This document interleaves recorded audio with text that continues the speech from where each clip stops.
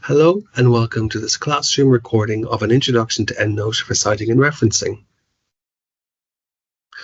Upon successful completion of this, you will be able to download the Endnote software for either Windows or Mac, create an Endnote library, export records to Endnote from the library catalogue and some key databases, and also use the Cite While You Write plugin in Word to create citations and a reference list. First of all, what is Endnote? Well, Endnote is a referencing management software that enables you to store and manage reference for your sources. Its Cite While You Write plugin in Word enables you to bring in text citations and references as per the style that you require. How can you obtain the Endnote software? The quickest way for you to download the Endnote software is by going to the University of Galway homepage, and here in the search window, type in Endnote. The first result will show you a link to the SharePoint site where you can then download the software. So if you go down here to where it says students, and if you click here, it's going to bring you to the following screen. Once you get to this screen, you'll see that you can either download the Endnote software for Windows, or below you'll see it's also available for Mac. To simply download the Endnote software, all you need to do is click on the link here. But before you do this, remember to copy this product key, because during installation, you will be asked to paste this key in to authenticate yourself. So here we have Windows, and here we have the Mac option. You are now ready to download the software. Simply click download and click on the .exe file that has appeared in your downloads if the installation does not automatically launch. To create an Endnote library, if using Windows device, once installed, Endnote will automatically prompt you to either open an existing library or create a new library the first time you open the software. Remember to save this library locally, that is on your hard drive, because saving it in the cloud can cause the library to become corrupt. This is an example of the screen that may appear here for you. So here below you'll see create a new library, and above open an existing library. If you are a Mac user, you may need to go to File and New on the Endnote taskbar, as the software may not automatically prompt you to create or open a library. You can then create a new reference library. Again, make sure to create this on your hard drive. And this is what this will appear as. So here you'll see you have File and New. Also, one thing to note is it's very important to intermittently save a copy of your library just in case the original one becomes corrupt. And remember also that you can have as many different Endnote libraries as you wish. And all you need to do to open up a brand new library is always go up to File, click on New, name the library, and then save it locally onto your device. Here you will see that we have a brand new Endnote library opened. Of course, we don't have any references in this library yet, so the next thing that we want to do is to go to the library catalogue and also to key databases and export records into Endnote. But before we do that, I just want to show you one feature that's very useful. It is, of course, possible to create references from scratch from within Endnote. And to do this, all you need to do is go up to References here at the very top and click on New Reference. Once you click on New Reference, you'll see that the following pop-out will appear. Now, this is particularly useful, for example, if you wanted to cite and reference a website, because of course it's not possible to actually directly export from websites into Endnote. So let me show you what I mean by this. If you wanted to, for example, reference a particular website, what you could do is you could select reference type web page here, and then you could manually fill in the fields. Okay, so let's say we have a paper here from the World Health Organization. Remember to put a comma after the main author. Then we're going to put in 2020, for example, the title of the website, and any other field that's important for the actual reference style. So make sure to consult your style guide to see what different elements are required for a web page, for example. Once you have completed all of this and filled in the fields, all you need to do next is click Save. When you go back to your Endnote library, then you will see that the World Health Organization has been added to the library. Every single reference that you bring into your EndNote library will appear here under all references, but it's also possible as well if you wanted to create different groups. To create a group, you go up to groups, create groups, and we can then put in, for example, assignment 1, or we could have, for example, a group for project 2. And this is a very, very useful way of bringing references into different groups. Okay, the next thing we're going to have a look at is how exactly to bring references from the library catalogue over into our EndNote library. Once you have your EndNote library opened, it's very, very easy to export different records from the library catalogue. Let's, for example, have a look for different sources around mental health. Okay, so we're going to put mental health into the library catalogue. And as you'll see, we're getting back a whole mix of different types of resources, from books to journal articles. If I wish to, on the very right-hand side here, I can filter down by just articles. To export any of these articles out to your EndNote library is very, very straightforward, and you really just need to follow 4 steps. Number 1, click on the citation button. Number 2, click on Export RIS. Just remember that the file format for EndNote is RIS. So if you're trying to export from databases, you're always looking for either EndNote Desktop or RIS option. We click on the Export RIS. Third of all, we click on Download. And once this RIS file is downloaded, we double click on it. It means that the record will either be sent over to your EndNote library, or you may just have to export to EndNote here by clicking on the OK option. When we then go back to our EndNote library, you will see that that particular reference has been added to the library.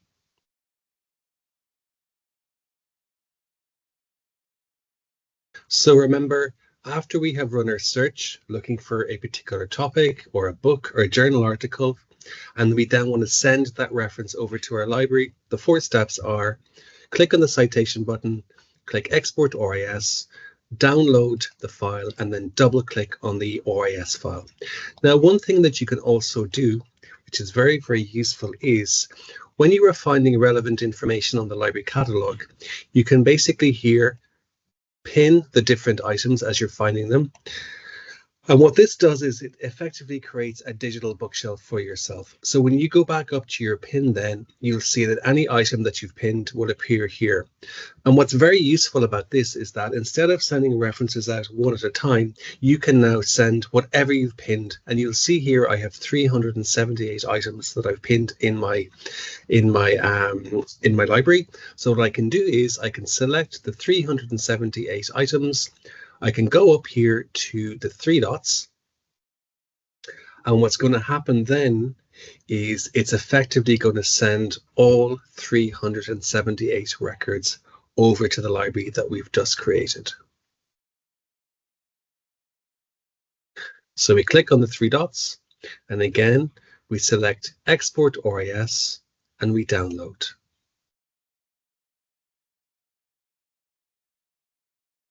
And when we double click on the Primo RIS export here at the top, you'll see that we can now send these references over to our EndNote library. You will see now that the 378 references appear in our imported references section. And when we go to our all references section here, we now have 381 references here. Of course, we can select any of these references if we want, and we can drag them over into particular groups that we've already created.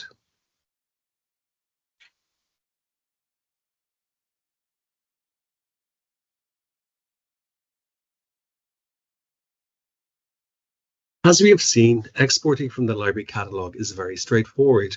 We simply export using the RIS option. Similarly, for different databases that you may want to export from, always look for either the RIS option or indeed the EndNote Desktop option. For example, if you wish to export from Scopus, you would simply type Scopus into the library catalogue, much like you would for any database that you're looking for. And then once you get to Scopus, you would run your search, again, for example, mental health. We can run a search for that, and then simply click on any of the records that you want to export, and then go up to the export option here, and we can select RIS and export. And again, simply double click on the RIS file, which will send those records over to Endnote. For example, from the Web of Science database, the exact same principle applies. We can put in our search for mental health. We can run our search. And again, we can select whichever records we want to send over to our Endnote library, and then go to export and select export to RIS here, or indeed we can also select the Endnote desktop option here. Again, once we select this and click on export, it will download that RIS file again for us. Students often ask, can you export from Google Scholar? And of course, the answer is yes. Again, simply type Google Scholar into the library catalog, run your search, and from the database, you can simply select Cite, click on Endnote, and again, double click on that download. PubMed is slightly different. You'll see here when we run a search for mental health that there's no export option. Instead, there's a send to option. So simply click on send to, and then click on citation manager. Okay, we're going to select all the results on this page, whatever you may wish to export to EndNote, and then click on create file. And again, those records will be downloaded there for you. Finally, when exporting from the EBSCO databases, so that would include, for example, CINAHL, Business Source Complete, we can run our search again for mental health. And again, what you'll see here is that if you wanted to send any of these records over, you could simply put them into the folder at the very side. So it's similar to the pinning option in the catalog. Then we go back up to the very top here to our folder. We select the records. We go to the export option here on the right-hand side. And as you can imagine, we select direct export in RIS format, and then we hit save. And again, you'll see here at the very top, those records will be downloaded. To send them over to our EndNote library, we simply have to double click on them.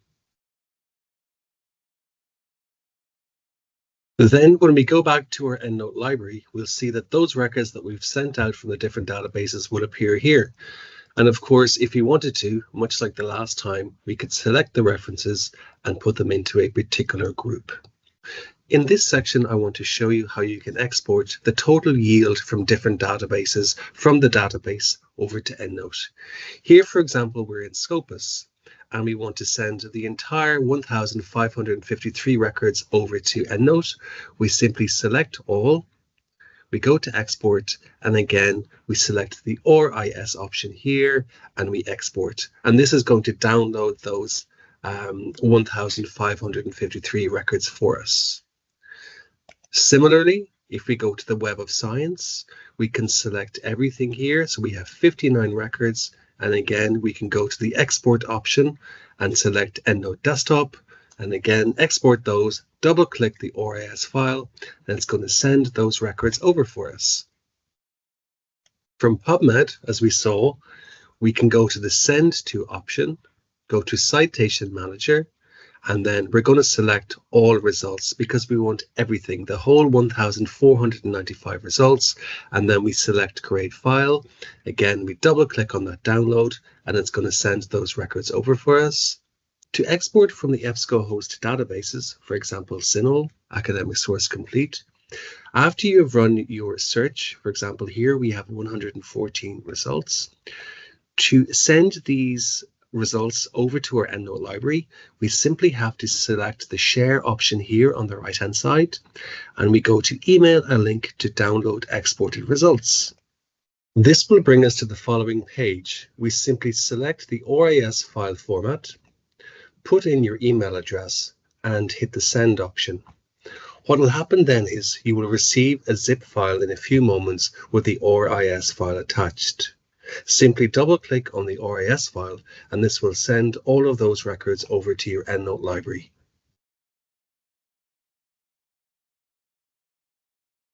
Two further useful features of Endnote are number one, finding the full text of a particular article, and number two, finding duplicates. To ask Endnote to find the full text for you, all you need to do is go up to References and select Find Full Text. If it does find the full text for you, you'll see that a paperclip will appear here before the actual reference. If you double click on this reference, the PDF will then appear on the very side. Another very useful feature is that you can then open this PDF in a new window and use some of the annotated digital note-taking features to actually take notes. If your PDF isn't found, you can also double click on it here and manually attach the PDF yourself. In terms of finding duplicates, all you need to do for that is go up to the library feature here and click on Find Duplicates, and the following window will appear. Then you can decide which of these records you would like to keep. From the library homepage, go to the very bottom of the screen and click on Using Endnote. Under the Endnote 21 Getting Started with Endnote section here, if you go down to the very bottom, you will see we have a full guide on Introduction to Endnote 21. Again, navigate to Chapter 5 for more information on finding full text.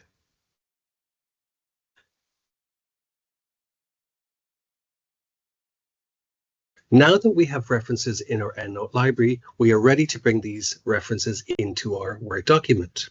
When it comes to using Microsoft Word and Endnote, there's really just four things that you need to remember.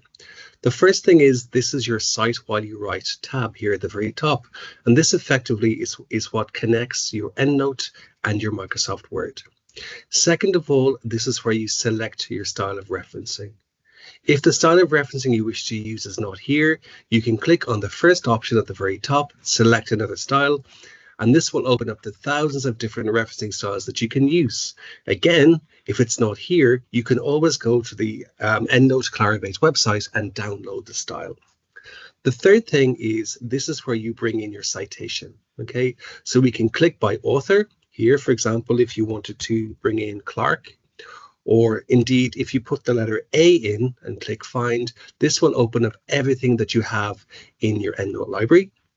And fourth of all, this is where you can edit the citation. Okay, so if you want to edit your citation in any way, this is the tab that you use. Okay, so I'm going to go through each of these different things in turn. As you can see, we have our Endnote tab already opened. We've selected the style of referencing CWYW, and we're now ready to bring in our in-text citation. Simply go to the part of the document where you want to bring in the citation, go to Insert Citation, and search for the author. Here you'll see we have Clark, and to bring this reference in, we simply hit Insert. Watch what happens. It brings in the citation for us, and it brings in the corresponding reference as well. Okay, let's do this again. So again, we put the cursor where we want to bring in the citation. We go to Insert Citation. We're going to click this time A and find A for all. And again, this is now everything in our library. We can select the reference we want to bring in, for example, Stutz, click Insert, and there we go. We have our citation and we have our full reference at the end. Now, if you wanted to edit your citation in any way, all you would need to do is highlight the citation here and go to Edit and Manage Citation. This will give you the option to either, as you can see, under the formatting default, for example, to exclude the author, exclude the year if you wish to, but also if you wish to add any page numbers, that's where you would do that, page 23. Okay. Again, if you wanted to edit this citation in any way, you're going to highlight the citation, you're going to go up to Edit and Manage Citation, and that's where you can exclude author, exclude year, and again, add any page numbers that you may wish to add.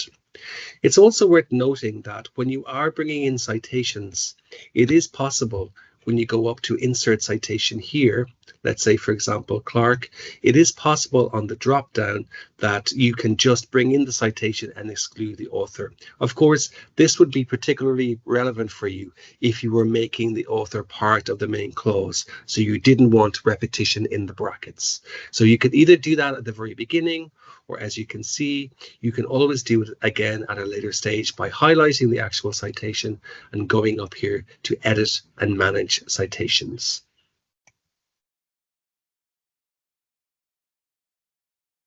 So just to show you an example of what this looks like in practice, let's say that you wanted to write the following sentence. Clark et al. Okay, so here we see this time we've made the author part of the main clause. So when we go up to bring in the citation, we just need to bring in the actual year. So again, we can select the reference, and instead of bringing in everything, we can go to the drop down and select insert and exclude author. Okay. So Clark et al. 2021 argue that, for example, Endnote is okay. So because we're also using a direct quotation here, we're going to have to add a page number as per the Harvard style.